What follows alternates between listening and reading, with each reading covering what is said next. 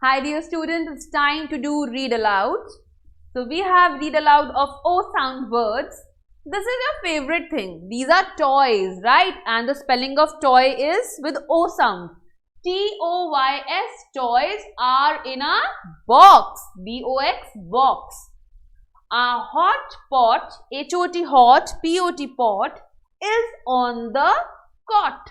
C-O-T, cot. Read the given words and circle them in the given paragraph. Alright, there are few words given like always with O sound now.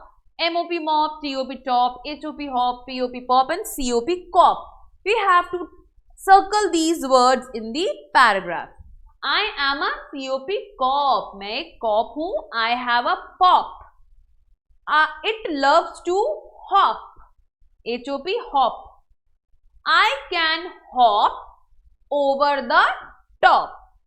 It has a mop. M-O-P mop. It has a mop. And it can hop over the mop. H-O-P hop and M-O-P mop. Bye-bye everyone. See you next time.